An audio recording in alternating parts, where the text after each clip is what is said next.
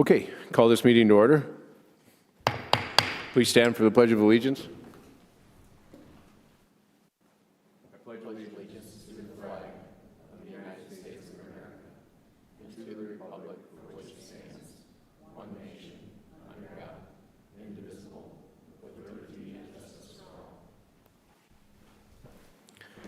Thank you for attending tonight. Will the clerk please take the attendance?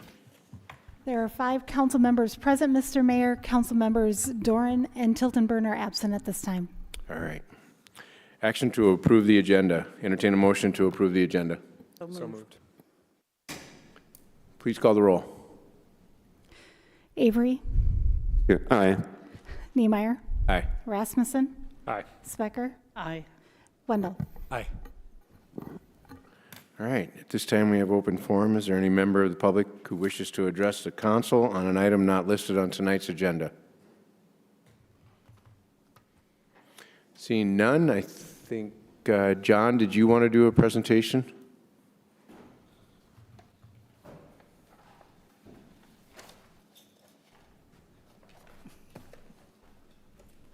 Good evening, Council, Mayor, Council.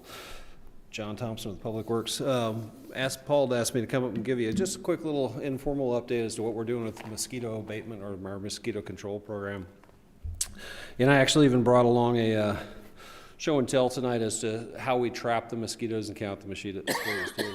There's about 250 dead mosquitoes in this, so if you guys want to see that later, up close and personal, we can have.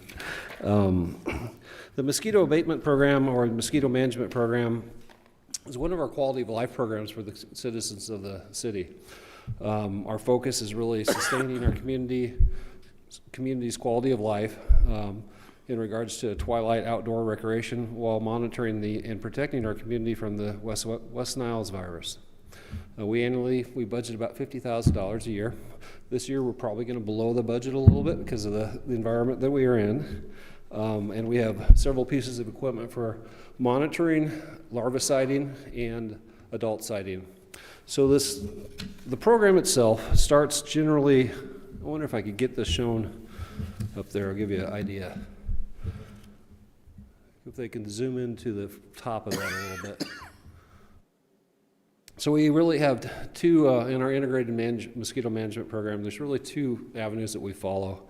One is a larvicide control, which is over here. This is what we really try to catch first. That starts up in April and May.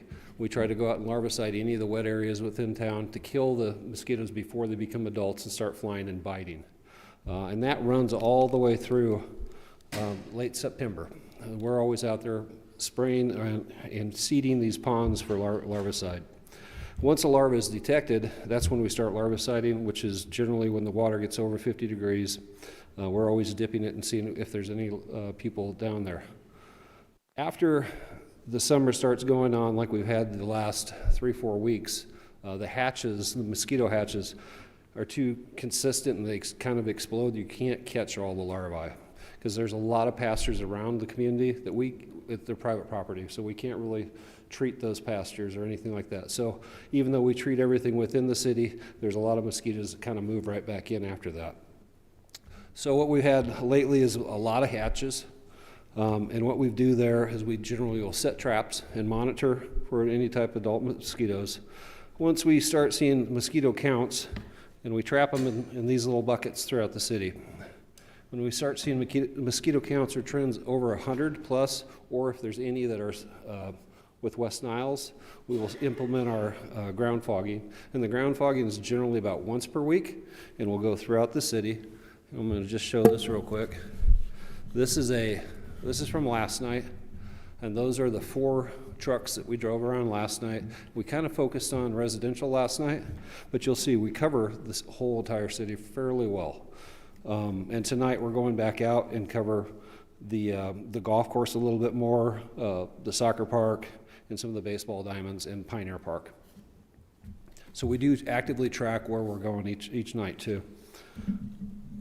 The other thing that we do up here is after we're ground fogging, we can also apply a different chemical for a barrier. It's actually got a residual to it, so it'll kill the mosquitoes a day after or 2 days after. That will do for like the golf course just to keep that down, or the soccer park. So the timelines, like I said, April to May, we start monitoring. We've been working on this since late April this year. As soon as we start seeing the larvae, we larvicide it, and then as the mosquitoes start coming out into adult, start shooting the fog. The type of larvicide we use is a very long name down here, which it's BTI. It's kind of a natural bacteria, and it focuses directly on mosquitoes. It does not attack anything else. The fogging that we use is on the adulticide. It's 3% permethrin and 15% Piper Knoll bull toxide. It does focus and attack mosquitoes, but we put a very low percentage out there. Actually, last night I took the recording of it, and we used 13.7 gallons in one truck. Our equipment stated that we treated 1,250 acres, and that's about 74 ounces or 1.5 tablespoons per acre. So it's a very, very low dosage. Now, the weather conditions have to be proper when we do this, but once the atomized fog hits the ground, it's done. It's safe for everybody. So it's honestly for the concentration that we shoot out, as long as you're not walking right behind the truck and inhaling anything like that, generally safe for everybody and pets. But it can attack some beneficial pollinators like bees and such like that if it's a heavy concentration. We do this at night because most of the beneficial creatures that are out there, like the bees, they're inside at night. The mosquitoes are out, everything else is inside, so they don't really get zapped by the chemical. So that's kind of what I wanted to just say. Not much to answer any questions you guys may have. Council, questions, comments? Councilmember Wendell. Thank you, Mayor. I think we've all noticed over the last couple of days there's been a pretty high concentration of mosquito activity, which is why I think this report is really timely. It's top of mind for folks. I'm sort of a layman to the way this fogging procedure works. So after you do fogging like you did on a night like last night, and you're planning to do in certain areas again tonight, how long may we see the positive effects of it before we may have to decide to go back out when you see your basket counts up again? So when we fog, it's an immediate thing. So what this chemical does, it catches them. They have to be flying. If they're covered up and hidden, it won't attack them. But if they're flying around, that's when it kills it. So it's an immediate kill. So the next morning, we'll go out the next day, set our traps again, and see how much it's dropped down. We've had a lot of actually compliments today from areas in town that, hey, you know what, I went back out to the park or the dog park. We haven't had any mosquitoes. But it depends on where you're at in town, really. Yeah. Something else that I see commented on occasionally, and I think this would just be a good opportunity to discuss kind of the process and the training you have for your drivers and the technicians that are doing the fogging. I think some folks that see them come through their neighborhood are curious about maybe the speed the truck is traveling or the direction the truck decides to move. Can you just talk a little bit about how you think about that? Yep, that's a really good question.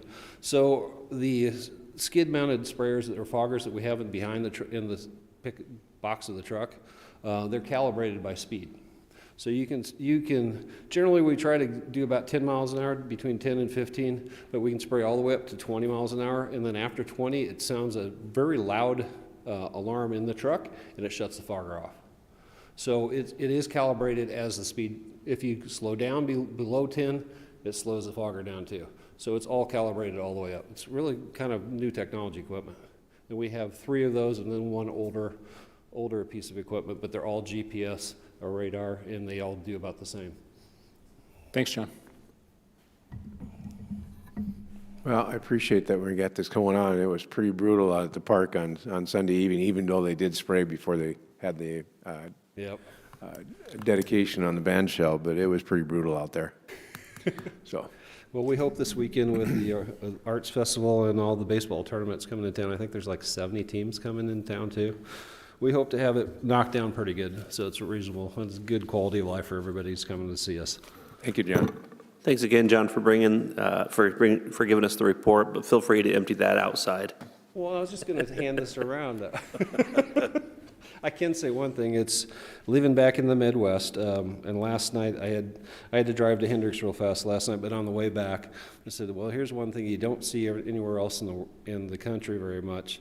Driving back on the freeway, my windshield wipers have automatic rain sensors, so as all the bugs created that, turned my windshield wipers on, I thought was kind of funny. Item 5, consent agenda. Approval of the consent agenda. Are there any items to be removed from the consent agenda? Seeing none, entertain a motion to approve. So moved. Second. Is there any public comment on this item? Seeing none, comments any from the council? Questions? Please call the roll. Doran. Aye. Niemeyer. Aye. Rasmussen. Aye. Specker. Aye. Wendell. Aye. Avery. Aye. Okay, ex officio reports. Anybody from the Brookings Municipal Utilities? Bonnie? They met yesterday, and one of the things they talked about was the construction of the new water treatment facility and how that's still on schedule and moving along. Most of the meeting actually was spent on a presentation on electrical priorities and objectives. And they talked about 4 pillars that they've identified to serve as the framework for the electrical department.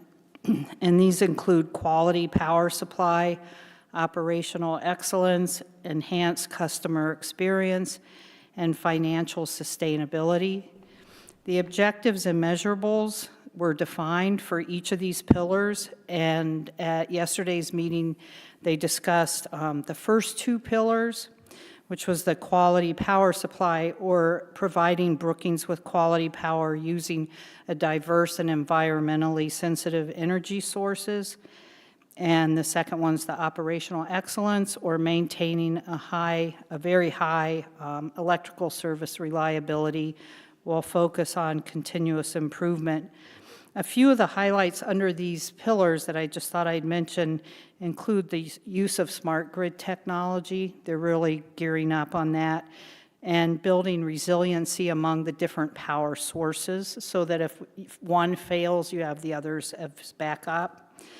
There was an update on the 80-acre solar panel farm that's being built, and it is moving forward. The projected completion is fall of 2025 or early in 2026. There was also some discussion regarding the possibility of large-scale generators that are being considered for Brookings as a backup power source for the electrical grid.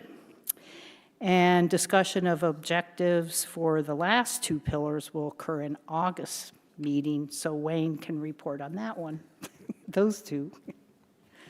All right, Brookings Health System. Andrew?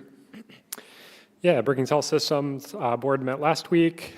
Some highlights from that one are the Brookings Health System Foundation will hold its 15th annual Aiming to Inspire Health fundraiser on Thursday, August 8th from 3 to 8 p.m. at the Brookings Gun Club. Proceeds from this event will support the purchase of a new advanced life support ambulance. They're only selling 650 raffle tickets, and they're going to cost $50 each. Additionally, after a year of preparation, 6 respiratory therapist students from SDSU, along with their instructors, have begun their clinical experience at the Brookings Health System.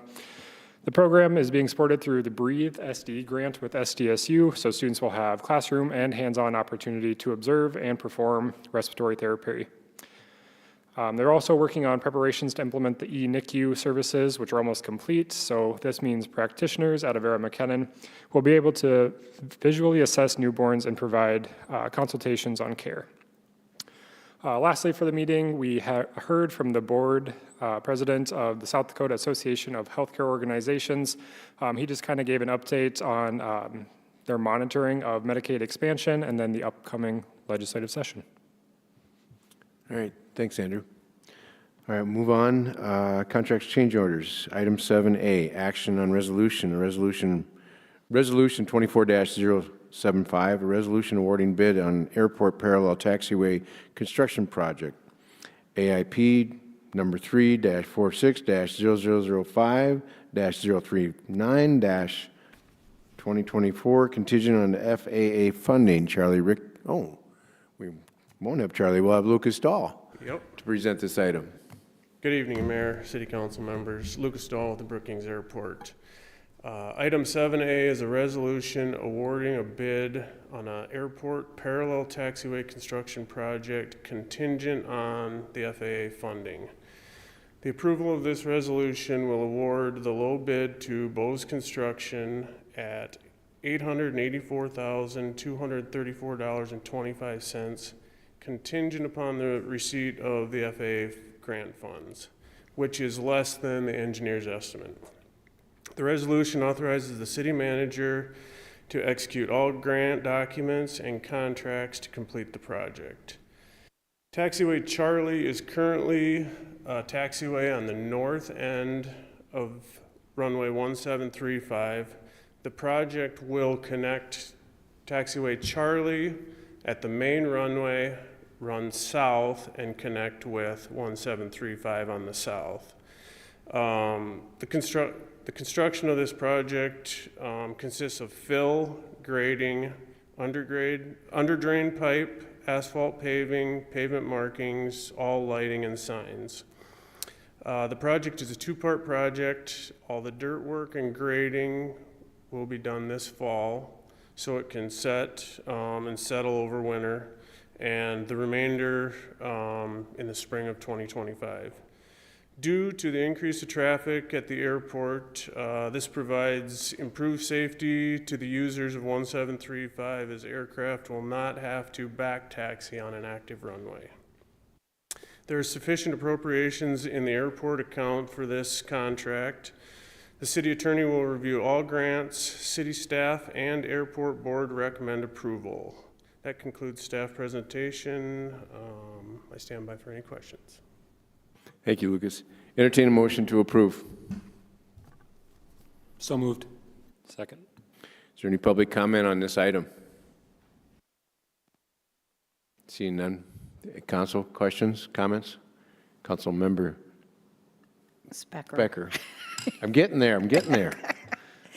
When do you expect to hear from the FAA on the grant? Hopefully, I would expect within the next few weeks. Okay, thank you. Other questions, comments? Please call the roll. Niemeyer, Aye. Rasmussen, Aye. Specker, Aye. Wendell, Aye. Avery, Aye. Dorn. Aye. Okay, item 8A on first readings. Introduction and first reading on ordinance 24-010, an ordinance granting a franchise to, granting a franchise to Interstate Telecommunications Cooperative Incorporated to construct and operate and maintain a cable television system in the city of Brookings, South Dakota, setting forth conditions accompanying the grant of the franchise, providing for regulation and use of the system, and prescribing penalties for the violation of its provisions. Steve Britzman, our city attorney, will present this item. Thank you, Mayor. This franchise ordinance provides for an agreement with ITC, or Interstate Telecommunications Corporation, or Cooperative, I should say, to utilize the city's right-of-ways for purposes of providing cable television services. This would be, in a sense, a renewal of an existing franchise. Franchises are used when a utility uses the city's right-of-way, so it's referred to as a franchise to be able to occupy the space in the right-of-way. It's a 10-year agreement. I've worked on cable TV franchises since the 80s. I did draft this particular franchise ordinance. It's an agreement in the form of an ordinance, and that's the way state law prescribes that agreements that use the right-of-way are to be developed, which requires 2 readings. Again, it's a 10-year agreement, would continue. It's much the same language as before. We receive a 5% franchise fee, so it's important to have this in place. There are a lot of protections for the city. None of them have really been called into question in the last 10 years of this existing franchise agreement. And we have an excellent working relationship with ITC And the attorney for ITC has reviewed my draft of the agreement and has approved that form. So those would be my comments at this point. Thanks, Steve. Is there any public comment on this item? Council have questions, comments at this time? We have second reading on July 23rd. Introduction, 8B, introduction and first reading on ordinance 24-021 and an ordinance authorizing budget amendment number 7 to the 2024 budget. Ashley Wrench, our finance director, will present this item. Good evening, Mayor and members of the council. This is the first reading of ordinance 24-021, authorizing amendment number 7 to the 2024 budget. This amendment will increase the E911 equipment maintenance budget by $45,243 for 2024, and the annual maintenance contract over the next 4 years will be $11,800 per year. This proactive solution includes a refresh of dispatch workstations as well as preventative maintenance to maximize the life, performance, and utility of this critical hardware. In the event that dispatch is moved to a new location or a backup site is created, the contract will continue to be in effect and it will be amended as necessary to accommodate the circumstances. The East Central Communications Joint Powers Board has approved this amendment, which will be funded with E911 Special Revenue Fund reserves. The second reading of this ordinance is scheduled for July 23rd, and with that, I'll stand by for questions. Thank you. Thanks, Ashley. Any comments from the public on this? Questions? Council, questions, comments? Will also be looked at again on 23rd of July. Second readings and public hearings. Second reading and action on ordinance 24-015, an ordinance authorizing budget amendment number 6 to the 2024 budget. Ashley will also present this item. Thank you, Mayor. This is the second reading of ordinance 24-015, authorizing amendment number 6 to the 2024 budget. This amendment will increase solid waste disposal contracting services budget by $75,000 to accommodate additional leachate hauling at the landfill. Leachate is the polluted liquid that drains from the landfill, typically when rain water filters through the waste, and it must be transported off-site to a wastewater treatment facility. In May of 2023, we entered into a new leachate hauling agreement with Liberty Septic, and they have been hauling greater quantities and more frequently, and now that we have a better idea after their first year with us, we have a better idea of how much the service will cost going forward. No changes have been made since the first reading, and staff recommends approval as presented. Thank you. Thanks, Ashley. Entertain a motion to approve. So move. Second. Been moved and seconded and open the public hearing on this item. Is there any public comment? Public hearing is now closed. Does the council have any questions, comments on this item? Please call the roll. Rasmussen? Aye. Specker? Aye. Wendell? Aye. Avery? Aye. Doran? Aye. Niemeyer? Aye. Item 9B, public hearing and action on ordinance 24-009, an ordinance to rezone 2311 Yorkshire Drive from a residence R3 apartment district to a business B2A office district. Mike Struck, our community development director, will present this item. Thank you, Mayor and members of the council. The item before you tonight is a rezoning brought forth from the Brookings Health System of a property south of the hospital on Yorkshire Drive.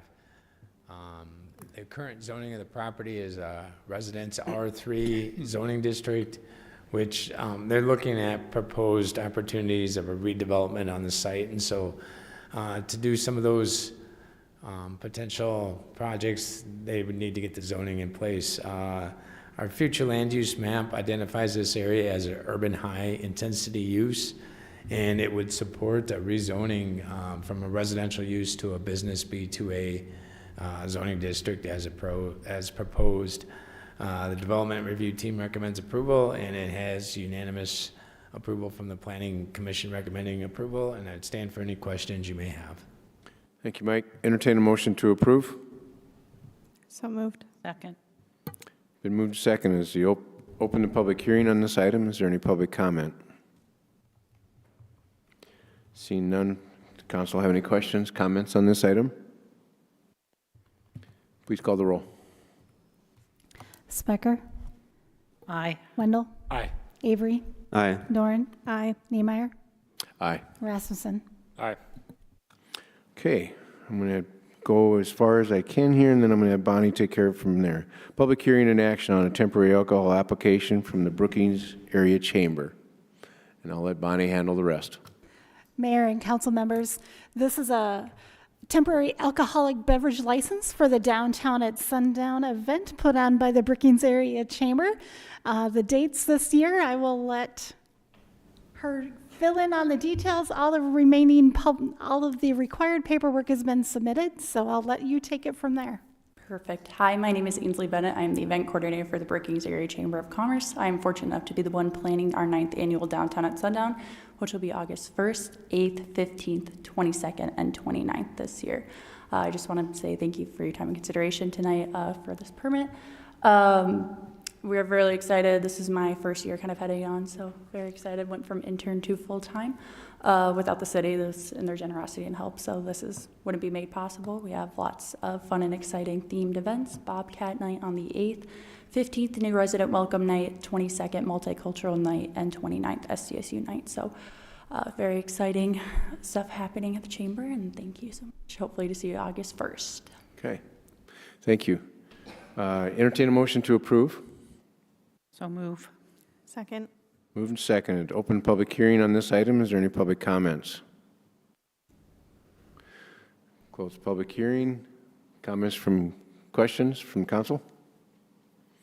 I have one. I understand you're all full up with vendors, everything? Yes, that's correct. We are sold out this For year. all for 5 vendor nights? service. Yes, all Wow. 5 nights. Yep. Very good.